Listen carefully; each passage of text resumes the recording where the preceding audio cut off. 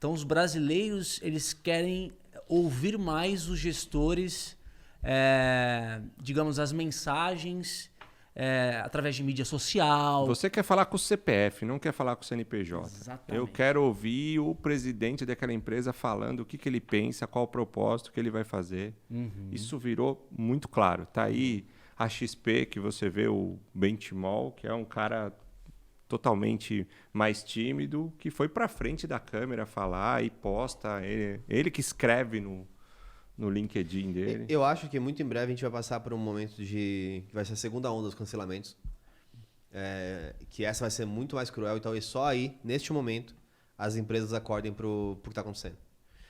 Porque cada vez mais nós temos mais líderes de companhias que estão se abrindo para aparecer para o mercado, vamos dizer assim. Você considera que esse cara é um influenciador? Considero.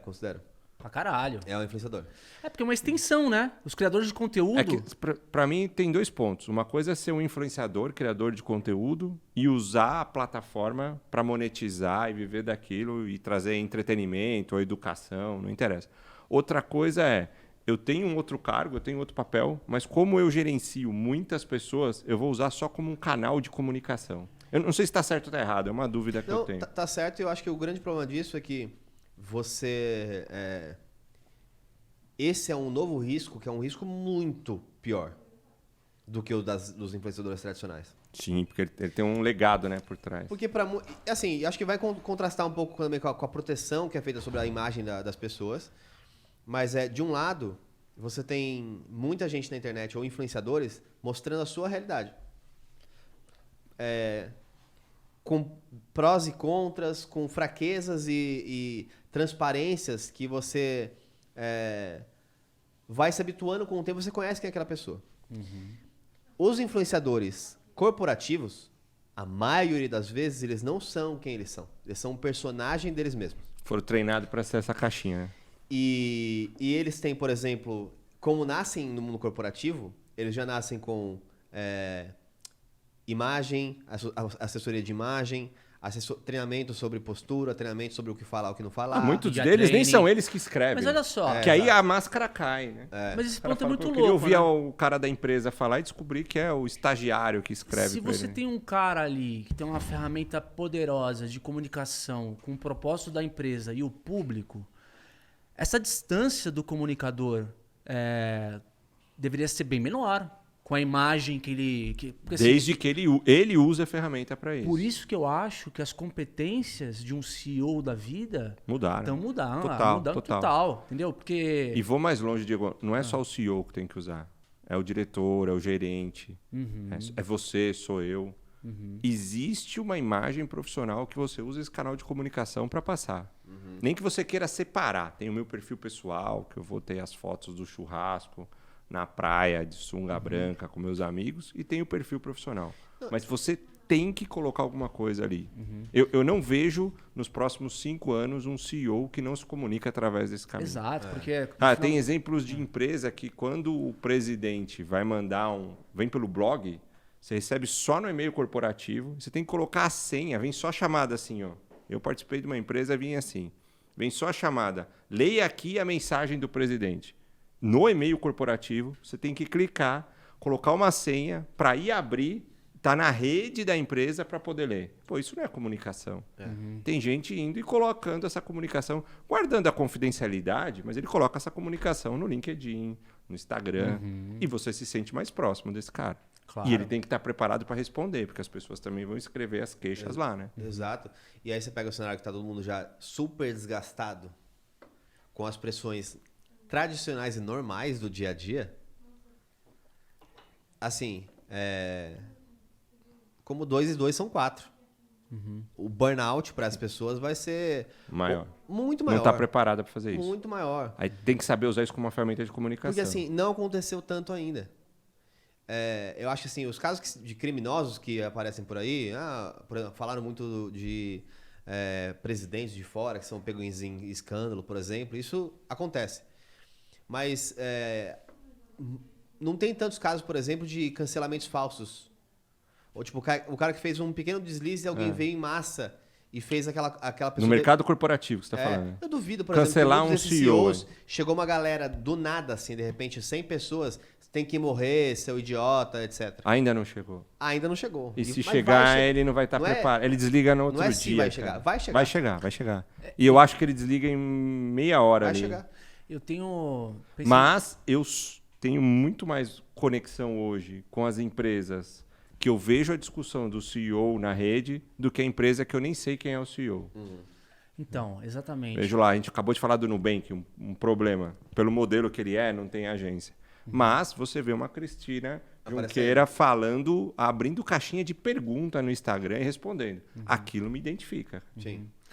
Eu sou de uma geração, quando a gente entrou nas empresas, muitas vezes a gente não tinha nem conhecimento de quem era o CEO. Quem era da o empresa, cara? Quem era o cara. Imagina encontrar. Esse cara tinha um elevador dele para descer. Você nunca nem encontrar ele ali dentro. O andar dele. Coisa na L'Oréal- absurda, cara. Na L'Oréal, a presidente, a Anne, ela tinha um código que ela Que aí o chegava elevador não para em no nenhum. subsolo 3 Sacanagem. e ela digitava um código pra subir até o último andar, que era o dela, Pois é. sem mano. encontrar com ninguém no elevador. Exatamente, entendeu? Então eu fico pensando assim, ó, um exemplo, cara, que é muito emblemático. Você pega aquela tragédia ambiental da Vale lá em Mariana, Brumadinho e tal. O que aconteceu? A Vale, para fazer reparação de dano, e ela começou o relacionamento com a comunidade, ela, no intervalo do Jornal Nacional, botou o logo da Vale e e um texto com alguém uma narrando. comunicação. Cadê o CEO falando desse Cadê texto o no CEO botando no a LinkedIn? cara? Porque o que eu vejo no futuro é o seguinte, quem vai ter que dar cara ali é o CEO. É o CEO. Isso é positivo por quê? E é bem pago pra isso. Tem que fazer, tem que dar a cara mesmo. E outra, pô. ele toca o bumbo.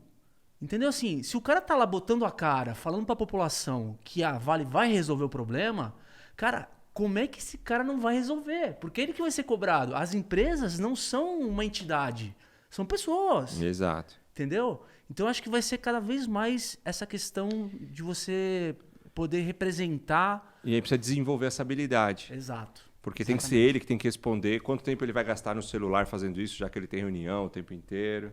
O que ele vai falar, o que ele não vai falar, como falar. Eu só tenho um pouco de medo do fator humano e do fator que a gente assume que não existe maldade no mundo. Por exemplo, tem pessoas que falam do Reclame Aqui, que o Reclame Aqui é muito ruim, porque o Reclame Aqui ele te gera um problema para te dar a solução. Hoje, a maioria dos CEOs, desses globais, os grandes que estão aparecendo, eles têm condições, e até a empresa paga para isso, outras coisas como clube de gol, até coisas maiores, Mídia, mais trem. desnecessárias assim, nesse sentido, mas tem o media training, tem um comitê de imagem, tem o PR, tem tudo. Ele tem um social media. pra Essa ele, né, grande. demanda, ela gera um reflexo, que é outros, mesmo menores, e sem todo esse suporte, tem que fazer a mesma coisa, porque é o que passa a se esperar de um CEO. Acabamos de cobrar eles aqui. Só que aí, por exemplo, quando você começa a ter alguns CEOs que, por qualquer motivo, tem algum tipo de pensamento ou viés diferentes, um viés político no Brasil polarizado que vive hoje, por exemplo, o que vai acontecer tradicionalmente é agências atacando esses caras para depois vender a solução. Vai acontecer, gente. Tipo, eu ataco, aí, nossa, eu tenho uma crise de imagem para gerenciar. Eu vendo uma Olha consultoria só, de eu sou uma consultoria de imagem, eu Vai. consigo fazer vocês... É que eu acho que essa necessidade dimensão, gera oportunidades. essa dimensão pessoal e profissional, ela vai continuar existindo. O ponto é que no discurso dele como profissional representante da marca, tem que ser de uma maneira onde você consiga transmitir a missão daquela empresa, o propósito daquela empresa, sem ficar aquela coisa meio que... corporativa. corporativa. É porque se ele pegar o mesmo e-mail corporativo que ele manda lá dentro e colocar, não vai servir de nada. Eu quero saber a opinião dele.